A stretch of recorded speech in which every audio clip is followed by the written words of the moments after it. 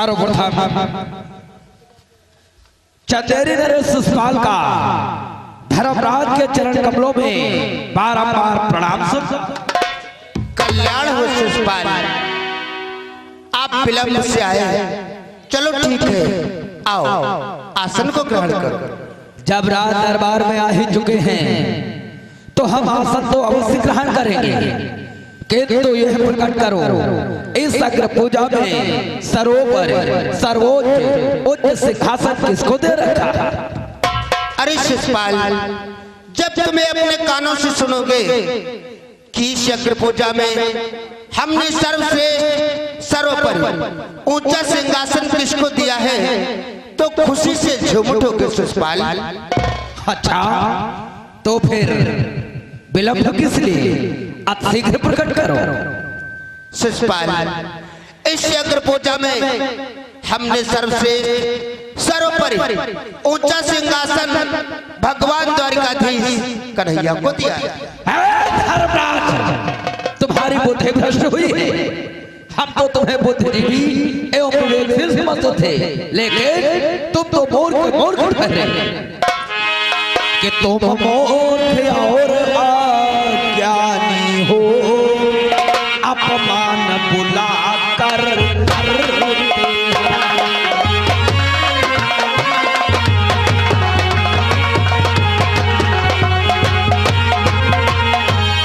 कि तुम मूर्ख और अज्ञानी हो, अपमान बुला कर करते हो।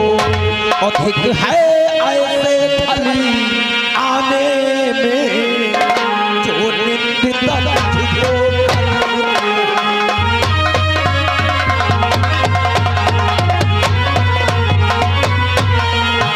अधिक है ऐसे फली आने में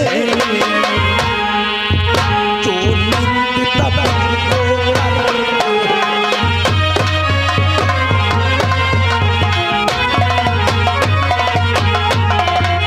अधिकार है ऐसे स्थान पर जाना जहां पर सम्मान के बदले में सरासर अपमान किया जाता हो।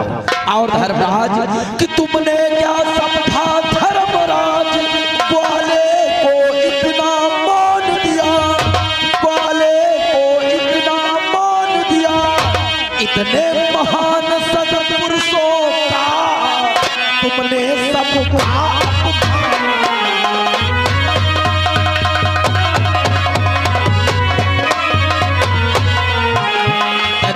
महान सत्पुरुषों का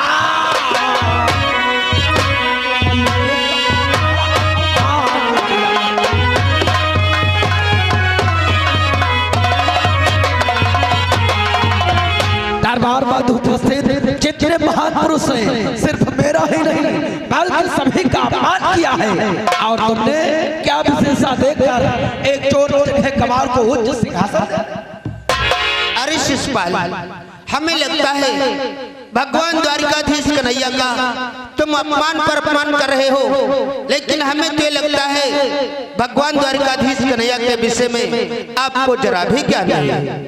आखिर क्या जानते हो इसके बारे में? सुनो शिशुपाल, कि तुम खुद बन रहे हो मूर्ख आज, हे चेतराजी कुछ ध्यान धरो।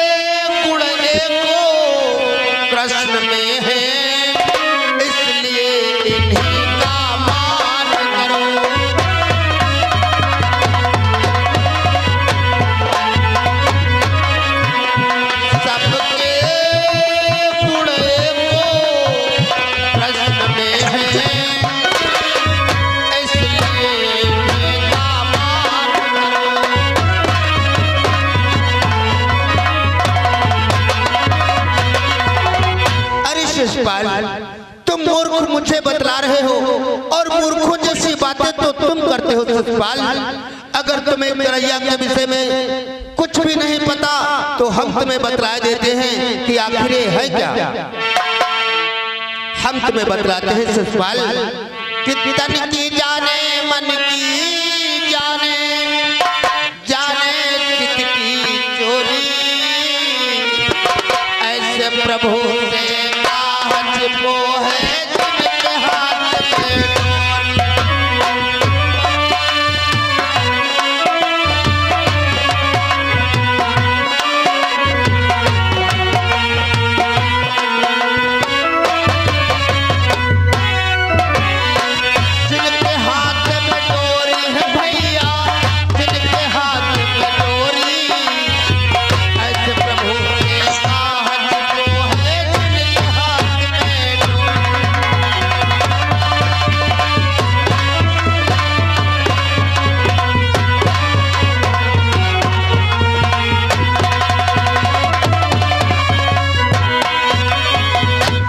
शिषपाल, ये भगवान द्वारिकाधीश कन्हैया स्वयं नारायण का अवतार है, पार ब्रह्म परमेश्वर है, कण कण में इनका वास है, रोम रोम में समाये हुए हैं। इसलिए मैंने इनका सम्मान किया, तुम भी इनका सम्मान करो, ये तुम्हें क्षमा कर देंगे।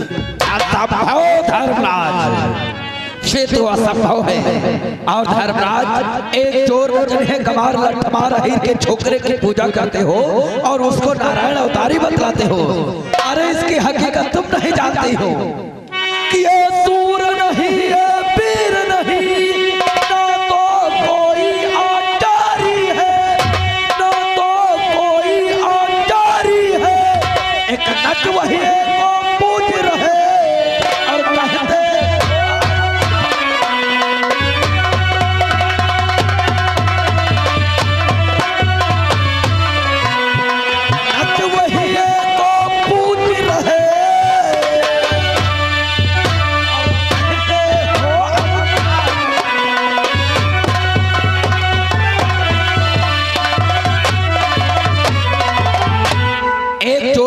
गमार की पूजा करते हो और चंदेरी नर शिषपाल को क्या सिखलाते हो। मैं कहता हूँ चोर को, नीच को, गमार को, अहीर के छोकरे लठमार को, चरवाहे को नीचे उतारो। अरे मैंने कहा इसको नीचे उतारो, मैंने कहा इसको नीचे उतारो। तू बहुत बोल रहा है। मैंने कहा है चोर को, गमार को, नीच को, अहीर के छोकरे लठमार को, चरवाहे को नीचे उतारो। ज्यादा नेता बनी हो तो तुम्हारा बकला निकोल जाओ। तुम का नाय कही थी है, तुम का नाय कही थी है।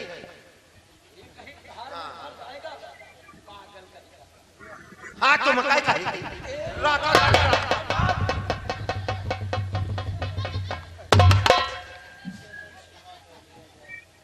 आँखी निकाल रही है, चल रहा है इसी। तुम का नाय कही थी है।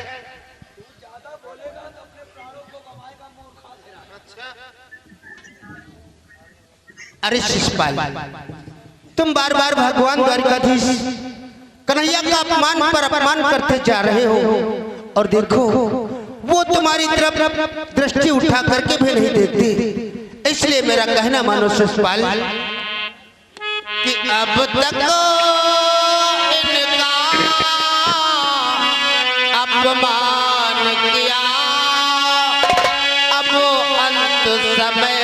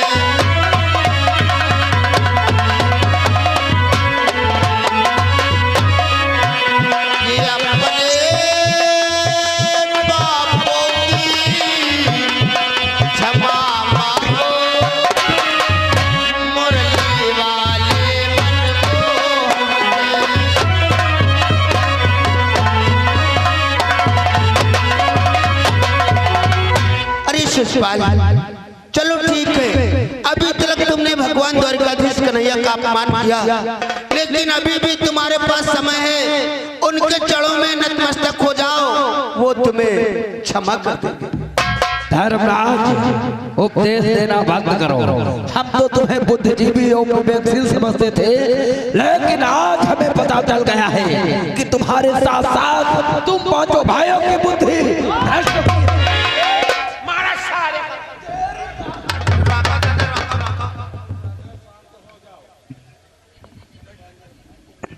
और शिषपाल क्या बोला? साथ साथ में मेरे पांचों भाइयों की मती मारी गई। ठहर जा शिषपाल, कि मुझको चाहे जो भी कहे मैं सब सहन कर सकता हूँ, मैं सब सहन कर सकता हूँ। अन्यथा कहा मधुसूदन को मैं कार्य भी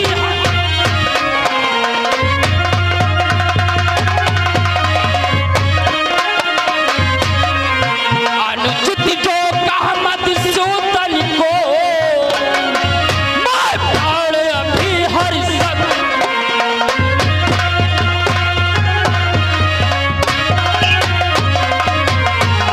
मैं तो पांचों भाई सब सहन कर सकता हूँ। अगर हमारे मधुसूदन को कुछ भी कहा तो मैं तेरे अभिप्राय लगा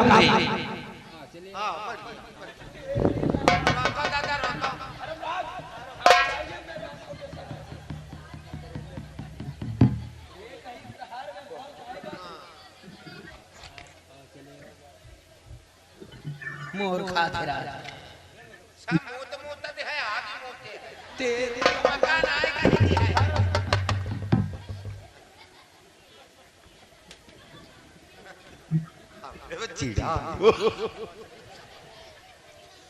धर्मराज, अरे इससे अच्छा तो तब था तुम्हारे राज दरबार में ऐसे ऐसे महान पुरुष उपस्थित हैं, अगर उनको बुलाकर उच्च सिंहासन दे देते तो ये तेरी नरेश शिषपाल खुशी से झूम। अच्छा, ऐसे हमारी राज्यसभा में कौन से महान पुरुष थे जिन्हें हमें ऊंचा सिंहासन देना चाहिए था? तुम्हें इतना भी ज्ञान नहीं है तो हम तुम्हें बतलाते हैं कि ऐसे वो कौन से महान पुरुष हैं।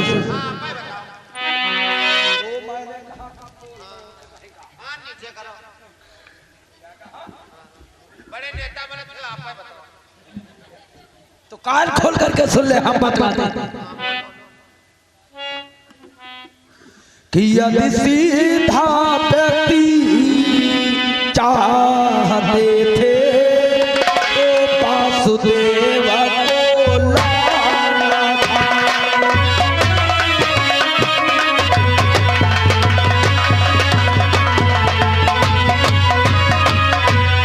यदि सीधा व्यक्ति चाहते थे तो वासुदेव को लाना था, और ऋषियों में अगर पूजना था तो व्यास मुनि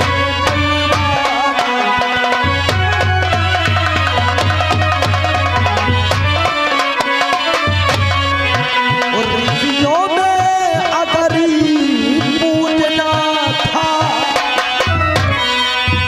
तो व्यास मुनि बुलवाना था।